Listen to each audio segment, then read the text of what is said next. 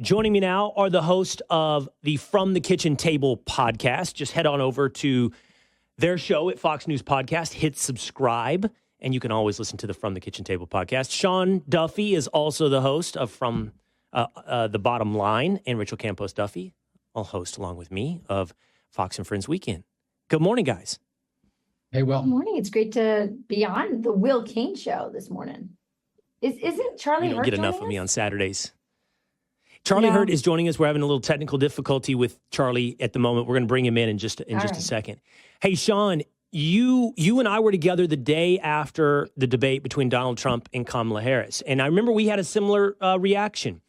And the reaction, and I joke with your wife about this all the time, I said, you got to be able to see the world through different eyes than just your own eyes.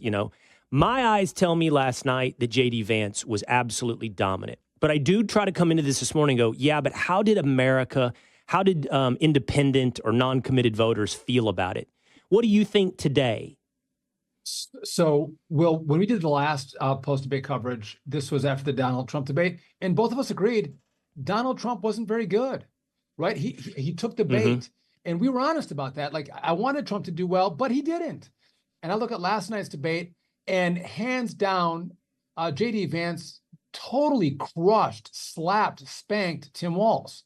I mean, Tim Walz came out like a deer in headlights, and he was nervous. JD was calm, knew the facts, delivered the facts. I actually wish he would have called out Kamala Harris and Tim Walz more on their lies that the media wasn't willing to do over the course of this campaign. But I think he was trying to still be a nice guy and be a likable vice presidential candidate. If that was a strategy, I think he accomplished it. But all in all, I thought it was, to your point, a victory for Vance. And I'm listening to the polls that you're laying out, Will, and I don't know which debate they watched because I don't think there's any question about who won.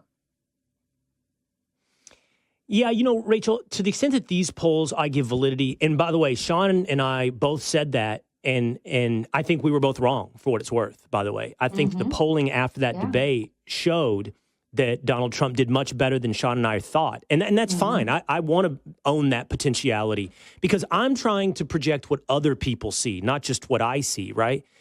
JD, and so, yeah, right. So here, I'm going to put a specific question to you, Rachel. There's a moment last night, which many people who agree with the three of us loved, and it's when J.D. Vance wouldn't be fact-checked, right, by Margaret Brennan.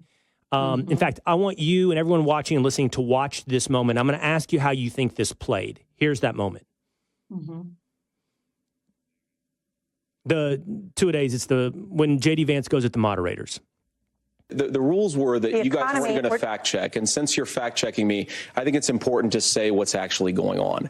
So there's an application called the CBP One app where you can go on as an illegal migrant, apply for asylum or apply for parole and be granted legal status at the wave of a Kamala Harris open border wand. That is not a person coming in, applying for a green card and waiting for 10 years. That is the facilitation of illegal immigration, Margaret, by our own Senator, for describing the legal process. We have so much to get to, Senator. Those laws have been on the books since 1990. Thank you, gentlemen. The CBP One app has not been on the books since 1990. It's something that Kamala Harris created, Margaret. Gentlemen, the audience can't hear you because your mics are cut. All right. By the way, we're joined now by Fox News contributor Charlie Hurt. Now we've got Charlie's technical issues worked out. Yeah. Welcome, Charlie. Thank you. We've got the technical difficulties figured out. That's my specialty. I'm glad. Everybody's their own tech manager today. Rachel, here's what I was going to ask you. Everyone who agrees with us, probably all four of us here, loved that moment. Nicole Wallace on MSNBC said it was mansplaining, that everyone, and I saw a tweet that every woman felt that in their bones as he talked over Margaret Brennan. Is there anything at all to that? No, totally disagree. By the way, you guys talked about why you were both wrong on the Donald Trump analysis after the last debate. And I think it relates to this. And why I think both of you, I know you both. Second. I don't admit that we were wrong. Well, we were right, actually, but we can come to that later. We were right. Okay. I think both of you liked J.D. Walz. J.D. Vance going after in this last debate more than I did. And Oh. I do. And I'll explain. So this moment was his strongest moment. And this moment was the most Trump-like moment he had. So that might help set the stage a little bit for what I think happened. I think the reason why Donald Trump did so well, despite like what sort of the pundit class thought, is because what Donald Trump did by being bombastic and by not accepting the premise set by these really biased moderators during his debate was he exposed them. So when, he talked about the Haitians and he said the dogs and the cats, and it destabilizes everybody. And so these guys just started taking off their masks all over the place. And at the end of the debate, when everyone sort of digested it all, I think what everyone came up with was, God, these moderators were horrible. And they were. They always are. And Donald Trump has a way of making them expose themselves in that way. In this case, I felt like the congeniality of J.D. Vance, while of course he came off as super intelligent and calm and capable in all those ways, to me personally, it doesn't meet the moment. I hated seeing these guys get along, and maybe there's certain people that like it, and the way he was so, deferential and nice and da-da-da, it doesn't meet the moment. This is like game time, like free speech is on the line, war and peace is on the line, everything's on the line. And there were so many moments that just ticked me off. Like, for example, he did a great job, by the way, of bringing up the CBP pass, one pass, which is basically like a fast pass in Disney World, while all these other people have to wait in line. The people that we actually really should have as new citizens, the ones who do it right and sit in their country and care about our laws and apply lawfully and wait 5-10 years to get in line. These people are all getting a fast pass, like he said, thanks to the Kamala Harris wand. But he didn't bring up a lot. I mean, Tim Walz should have had to explain what happened to the 300,000 children that were lost at the border. He should have had to explain, and by the way, fact check, he said there was no children being used as mules. I would have come back if I was J.D. Vance and said, clearly you've never spoken to a Border Patrol agent. That is a flat out lie. That's what should have been fact checked. So I guess I feel like J.D. Vance appeals to people who really wish, and probably for really good reasons, wish we could go back to a different era, when a pre-Trump era, when being nice and cordial worked. I don't think it works anymore. Sorry, I gotta go off. I'm gonna rebut it. No, I love it. And I'm gonna rebut and put it to Charlie though. So I think that first of all, it's a tag team affair. And Donald Trump checks that box of creating chaos. And you're absolutely right about the chaos that he creates and the way it makes people rip off the masks. He doesn't need to double down on that with J.D. Vance. He doesn't need a tag team partner that fights the same way he does. He needs a partner that fights with a different style. And I will admit, I think J.D., now I'll go to you, Charlie. I think J.D. threads a nice needle, and he does it on Sunday shows. He punches the moderators back in the nose, but does it with a smile and does it with smooth, I guess it's intellect. And I do worry to this, Rachel, that Donald Trump's style has a ceiling. And the goal is to win. And you have to figure out a way to raise that ceiling. If Donald Trump can get you 48%, you need somebody who's going to get you to 52%. And that's what I'm looking at with J.D. Vance, Charlie. That's why I think he was so dominant. It's a style I think that ultimately has pretty broad appeal. Yeah, and I agree. And I do like having politics where you have politicians who are more poised, more politic, more polished. I like that actually, but I completely agree with you, Rachel, that we would not be here. We would not have been. We would not be where we were last night with J.D. Vance against Walz without Donald Trump, and without Donald Trump being the impolitic vulgarian that he is. Without being the guy, the barbarian at the gate in 2016, we would not be here. Not only because, not just because Donald Trump picked J.D. Vance, which is obviously a very, very important part of this, and it demonstrates his judgment, and also not only his judgment, but also his judgment in terms of how much he's learned since 2016. He's a different candidate now. He knows more, and he's willing to do something different. but also because, as you point out, he has smashed the system. He's smashed the media. He's smashed everything to the point where, just if you just looked at JD's record and his position on the issues, you would not have a Republican standing on the stage talking about the dangers of China, talking about the dangers of illegal immigration, talking about his very nuanced, complicated, acknowledging the complexities of abortion in America today. You wouldn't have had any of those things, except Donald Trump has for 8 years demolished the system. But I also agree with you, Will, that I like where we are with this guy, because I do think that our politics is better if you have somebody who is able to be genial and able to sort of talk like that and win people over. If we could just talk about the issues, Donald Trump's side would be winning 60, 70, 80% of the American people. The problem is that you don't get there because the political set on both sides for so long has been so poisoned and so captured in ways that the only people who don't have a voice in Washington have been the American people for literally decades. And Donald Trump changed that. And I think that going forward with somebody like J.D. Vance, after 4 more years of Donald Trump, we could be looking at a very sane, sensible kind of governance that I could not be more optimistic than I am today after watching what we saw last night. As an individual politician, in my book, J.D. Vance went way up for me last night. I mean, I don't know. I was probably skeptical of his long-term political future, to your point, before this debate, not because of his ideology or anything, but after last night, I'm like, I think this guy inherits the mantle in a way. I'm not anointing him. There's going to be a big competition, right? But he can inherit the mantle in a way that can really, really appeal to. The thing is, Rachel, he's infinitely more skilled than Ron DeSantis at the art of politics. Oh, infinitely. 100% infinitely. on that. I agree with that. And also, JD Vance is right on Ukraine. JD Vance is right on Ukraine. JD Vance has really great instincts.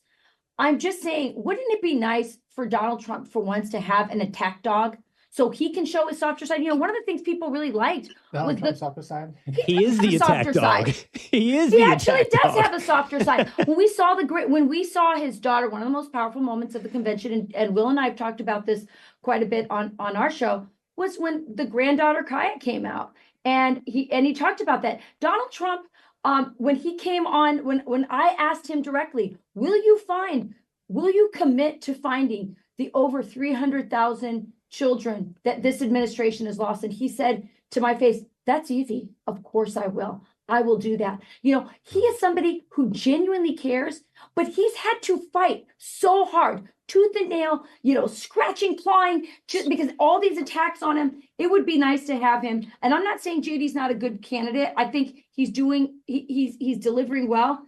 I think a Vivek Ramaswamy would have been also really good. Hold up. So I'm going to say better. Can I weigh in here, Will? Because of course, what happened last night was J.D. Vance was not trying to win Charlie's vote or Rachel's vote or my vote. They've got our vote, right? Right. There was a different set of voters that he was messaging to last night. That's the undecided middle or persuadable voter that might think Donald Trump's a little too harsh for them, maybe a little too bombastic for them. But it's like they could see J.D. Vance to go, this guy is cool, calm, and collective. And I kind of like that as a balance to Trump. It was that package that J.D. was rounding out for the ticket that could bring other people in to vote for them. I would have loved for J.D. Vance to call Tim Walz a liar, right? Lay out, whether it was his rank, military service. And now you lied about being in Tiananmen Square. What haven't you lied about, Tim? You lie about everything. I mean, that could have been really great. But he has your vote. We would have been foaming about that and loving it. But I don't think that would have worked to get the voters that they need. I love how most of us are like, smash mouth politics is what we have to get there. And Rachel's like, no, smash mouth politics is what we're here for. Right. She But Okay, they're so mean because they're so vicious on the other side. Yes, I agree. She wants blood. No, I don't want ring. I love it. yeah. Paul Ryan Rachel- world. Want you Rachel's defending got the me. base. That's all right. Sean, you brought this up. Yes, to Okay, make up- I want to I see know. if you guys disagree What's with me. Hold on real quick. I want to see if you guys disagree with me, what I said earlier. I don't think Tim Walz was horrible. I think that Tim Walz I agree would with give you. people excuses that want to vote that way, But hold on, before you get to address that, Sean, because you brought this up. This was Tim Walz's worst moment of the debate. Him talking about Tiananmen Square in China. My commitment, whether it be through teaching, which I was good at, or whether it was being a good soldier or was being a good member of Congress, those are the things that I think are the values that people care about. Governor, just to follow up on that, the question was, can you explain the discrepancy? All I said on this was I got there that summer and misspoke on this. So I will just, that's what I've said. So I was in Hong Kong and China during the democracy protests went in. And from that, I learned a lot of what needed to be in governance. He said, I'm a knucklehead. That was his excuse. I'm a knucklehead. Go ahead now, Sean. So that was the worst moment for him of the night. And I would agree with you, Will, that he did okay, right? But the question is, with how nervous he was and how the policies they're talking about in air quotes, because there's not really much policy there. How do you do that? How can you be successful in a debate when you can't really defend the things that you truly think you want to do with the country? Let me give you an example of how the moderators set it up and curated a debate and questions to make it work for Tim Walz, to make you say, and I would agree with you, yes, that Tim Walz did okay. So here's the question. The biggest issue for the American voter is what? The economy and inflation. That's the number one issue. And so what do the debate moderators ask for the inflation question? They come in with, inflation's a big issue, but the biggest part of inflation is the cost of housing. What are you going to do, Tim Walz, to affect the rate of increase, of our inflation around housing? Right. So what the moderator did was specifically target to Tim Walz a question on inflation that was on housing, which is where they have one simple policy that, by the way, will not work. But Tim Walz could answer that question on inflation. Instead of coming back, JD Vance coming back and going, well, how are you going to fix food prices and gas prices and insurance costs and everything else that we have been crushed with on the cost increase? The moderators gave him a tee up to answer it in a way that Kamala has. Can I give you, Sean, a worse one? With. Yeah, go ahead. Here's a worse example in my mind, and then I want to hear why Rachel thought that Walz did all right. This one upset me, and I rarely get upset at this stuff. I leave that to Rachel, unlike getting my blood up. All right, right now, there's like 150 people dead in North Carolina, right? Mm-hmm. And the whole place is underwater in South Carolina and Georgia. And it's a complete absence of leadership, and it needs action today. I need a leader. Look, sometimes I'm real sympathetic. I don't want us to be four sycophantic people to Donald Trump. But I do know that he showed up. I do know that he's raised over $3.5 million on a GoFundMe. And I do know, because I called GoFundMe this morning, that money is going directly to 3 charities. I don't know what they are yet. I'm going to assume one of them is Samaritan's Purse. But it's going to help people, okay? And how did the moderators ask about this issue that is on?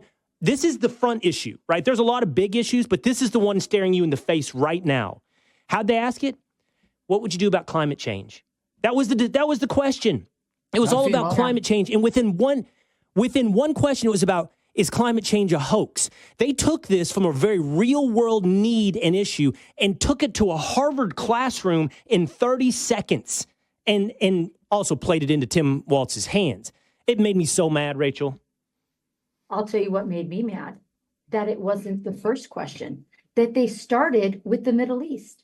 As we're in the middle of this, terrible, catastrophic situation where, hundreds of Americans have died, 6 states are affected. We've just sent more troops off to the Middle East than probably we've sent to help out in this situation. I was mad as hell that was the first question. That the Middle East was the first question, and not what was happening to Americans here. And I thought it was emblematic of everything that's wrong with Washington, D.C. and with the media.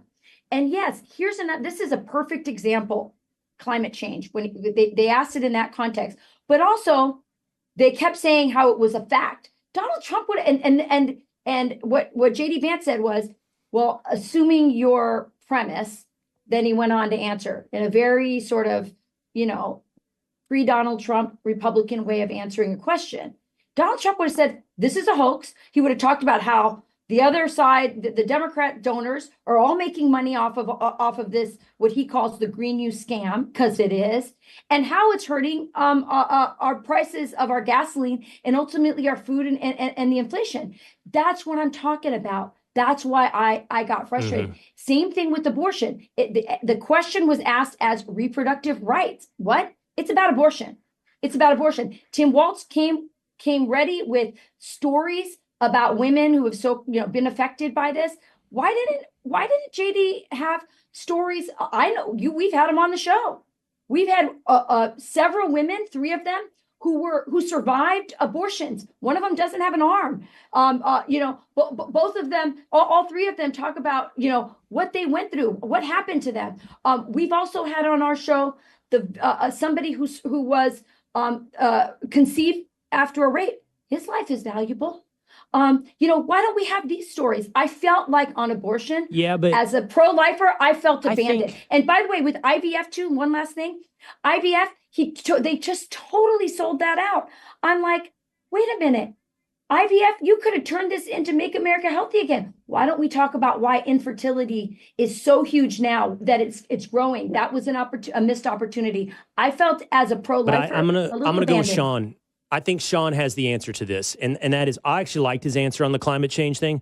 Like, I can have the debate on whether or not it's a hoax. I like how he pivoted it to American energy. If you believe in this, then you would want to be onshoring American energy. I thought that was a really smart pivot to not get stuck in the is it a hoax debate. You don't want to be stuck there.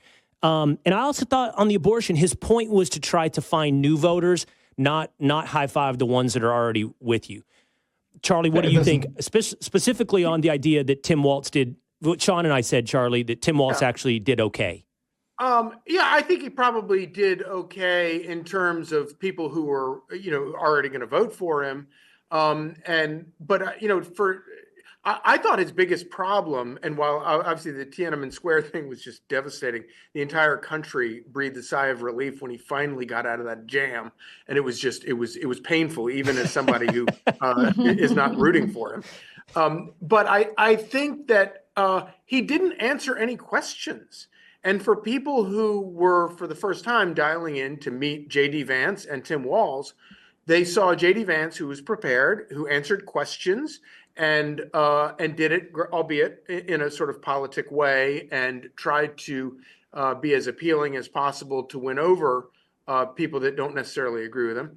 And I get what you're saying, Rachel, about all that. We have for so long been captured by those types of politicians who have sold us out time and again. But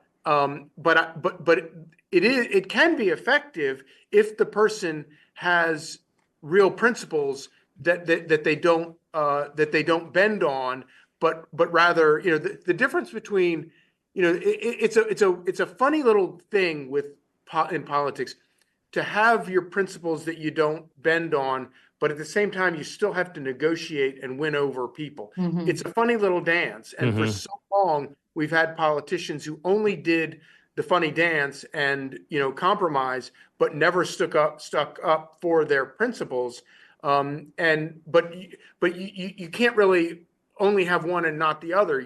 As Trump has said about abortion, you still have to win elections, and the fight that we have on abortion is more with winning over our fellow Americans. And you can look at the polling and see that. Well, and make the issue. I have not liked the way Donald Trump and JD Vance, but mostly Donald Trump, frankly, has handled abortion in this election. Yeah. Some people say, well, are you a one issue voter? Yeah, I am a one issue voter. I would also be a one issue voter in the 1800s when the debate about slavery was was being fought over in our country. So I don't have any shame about that. I think life and how we treat the most vulnerable humans in our American family is a non-negotiable. And I hated seeing during this election the kind of pandering. And I think I think the pro-life movement has made a lot of advances. And I felt, in terms of, politically, and I just felt like I feel abandoned as a pro-lifer. But Rachel, can you accept the idea that it is a multi-step process? And if we want to execute the long-term, multi-term process, I would rather have J.D. Vance and Donald Trump in charge of the train than people who believe in post-birth abortion and, Governor Northam and Nancy Pelosi in charge of the 100%. Train. I'm with you. I'm with you. I'm like a jihadist on abortion. Me too. But honestly, though, I don't. But wouldn't you rather, Charlie, them just go, you know what? It's for the states. I'm not having this argument anymore. I'm okay with that. Then all the, I don't Charlie, know. That clip, I'm a jihadist, is going to be about as bad as this one from Tim Walz on who he's friends with. School shooters. Watch. You previously opposed an assault weapons ban, but it's only later in your political career did you change your position. Why? Yeah, I sat in that office with those Sandy Hook parents. I've become friends with school shooters.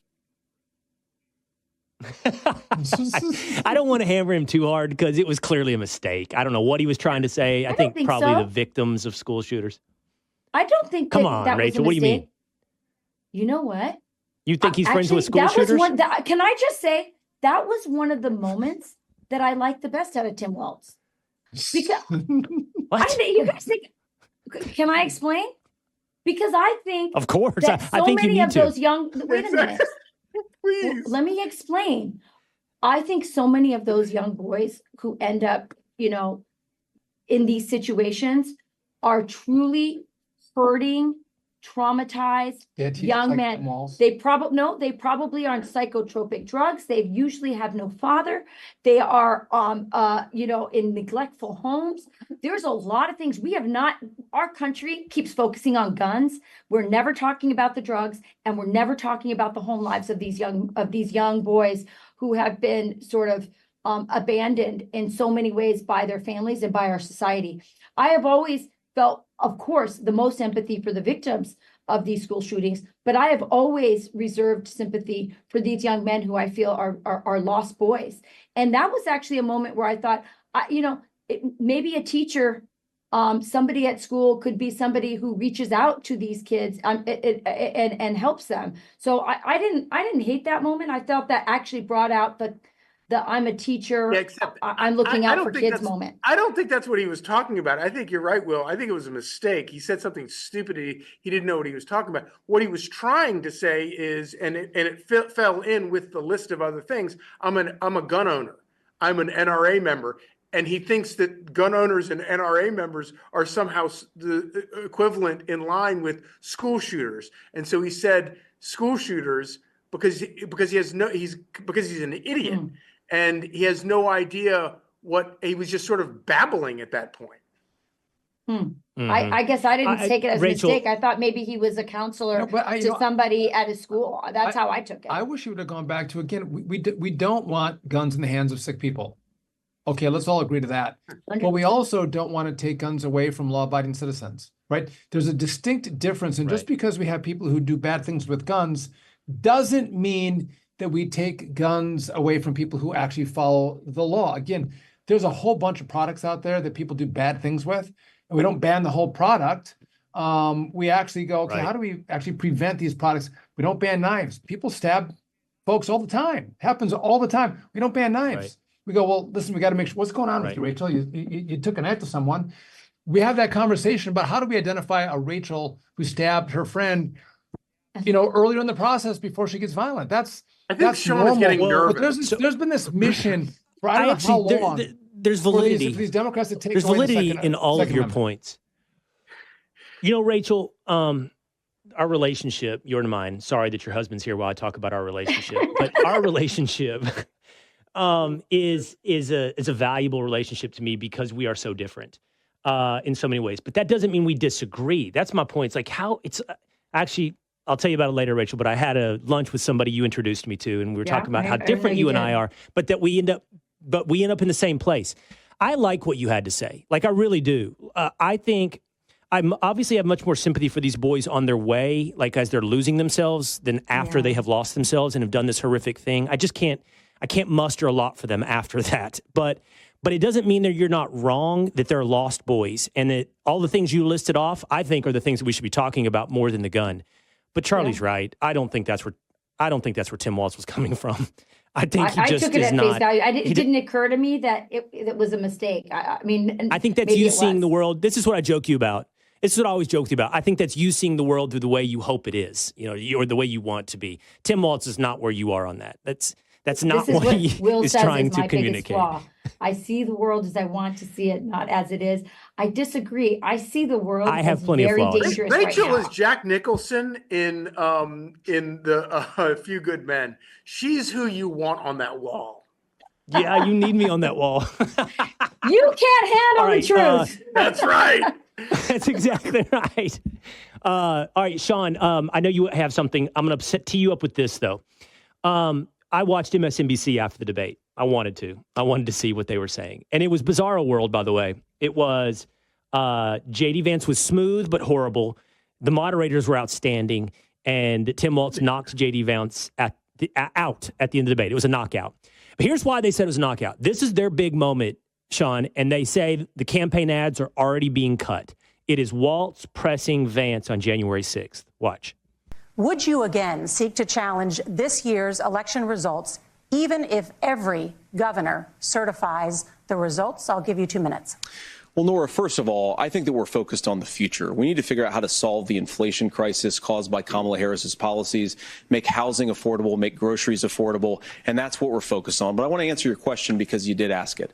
Look, what President Trump has said is that there were problems in 2020, and my own belief is that we should fight about those issues, debate those issues peacefully in the public square, and that's all I've said, and that's all that Donald Trump has said.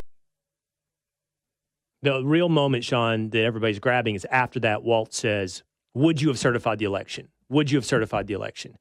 And he doesn't answer. He pivots to censorship. And they think that is a big, bad moment for voters out there for J.D. Vance. So listen, they're going to play January 6th whether they had that moment or not, right? That's their go-to issue with abortion because they have nothing else to run on. So again, if you're a lefty on MSNBC, this is you got to grab at straws to claim that your guy won. But we got to be honest. So in California, Gavin Newsom just signed a bill because I think it was Huntington Beach said we want to have voter ID in our community, and Gavin Newsom signed a bill that came to his desk to outlaw voter ID in the whole state of California. In Arizona, there are 218,000 people identified that were not lawfully registered, right? So they're illegals. They're not U.S. citizens. They're registered to vote in the swing state of Arizona. And in New Hampshire, they wanted to set up their laws to have you verify your citizenship before you register to vote. And the ACLU is suing New Hampshire. So, I mean, when we look at the electoral system where we're mailing in ballots and we have drop boxes and there's no voter ID, well, of course, people are going to question the results of that election, which is why anyone who's serious about how they conduct elections to make sure there's no fraud and any cheating, you don't have same-day registration and you have voter ID. One person, one vote. We even did it in Iraq where people dipped their fingers in the blue paint and put them up in the air. Yeah, that's what I want to go back to that. So I think not just it was smart for JD not to answer the question, but we have a long history of Democrats going to the floor and contesting the results of elections. Happens all the time, right? And so Donald Trump answers this well. He's like, listen, I don't know if I'm going to contest it or not. I don't know what's going to happen. I want to watch and see how the votes are cast, and is it fair or is it not fair? Was there cheating or not cheating? And then I'll tell you. And so you don't know until you see it. If you're planning to cheat, that is exactly the question you would put before the person who's running in that election. By the way, I love that he pivoted to censorship because I do think that actually is the #1 issue in this election. I thought he made a really great case for why that's the case, and how Kamala Harris and Tim Walz are people who want to ban political speech. And January 6th, I feel so bad for those people in prison. I remember giving speeches, 15 years ago, about what Cuba was like, how they execute and imprison anyone who opposes their government. It's really, really difficult for someone like me to see what we've done. Many of those people did nothing wrong. They just happened to be in the wrong place at the wrong time. And they're sitting there under horrible conditions. And frankly, the Republican Party has abandoned them, with the exception of like 2 or 3 congressmen.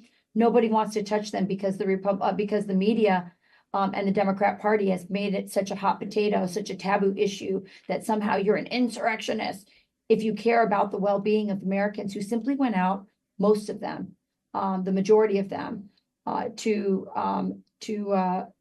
protest, as Sean said, some pretty shady stuff in our election.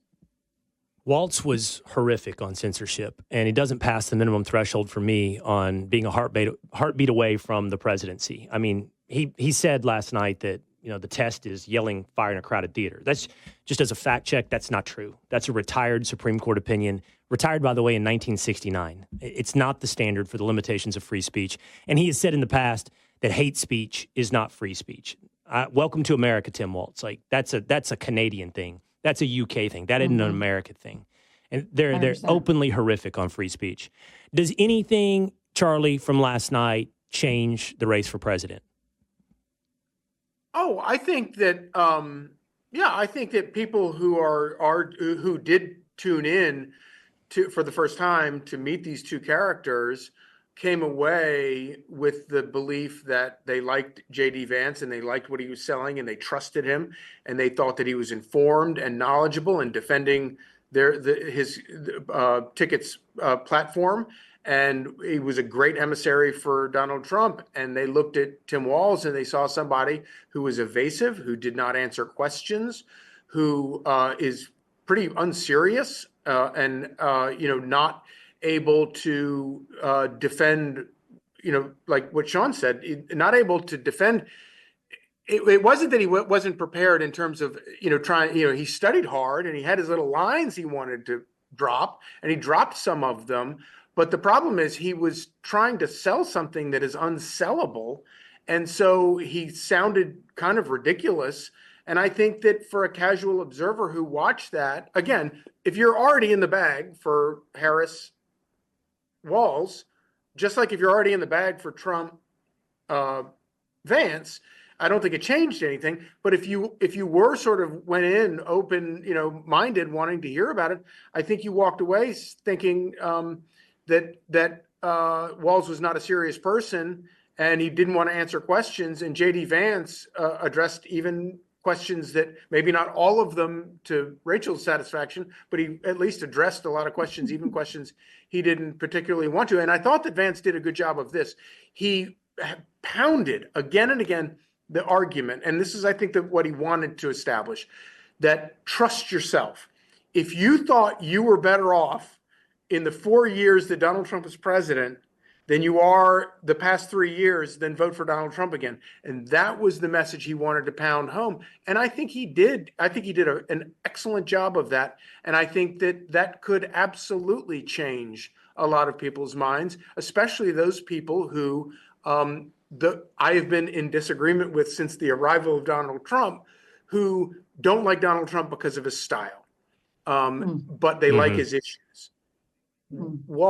Vance, I think, reached those people and gave them a reason to say, you know what, I'm part of this future. I want to go with this ticket. Right. All right. This is fun. Like having all of you guys on. Go ahead, Sean. No, I feel we got to end the show. That's fine. But I was just going to say that we're putting grains of sand on a scale and how it's going to move.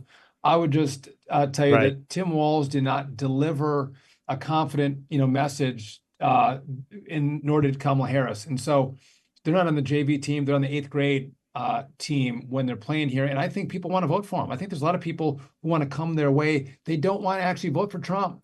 But the pitch was not made effectively last night for the Walz Harris ticket, which is why I think when people saw JD Vance, they're like, you know what? These guys actually understand the economy. They understand world affairs. And on that slight balance, we're talking about, just moving a little bit, grain on the scale. I think that it's going to make a difference, and it's going to favor the Trump fans. I'll be really quick. I think that I think Sean's right about that. I think that overall, JD did a lot better than Walz.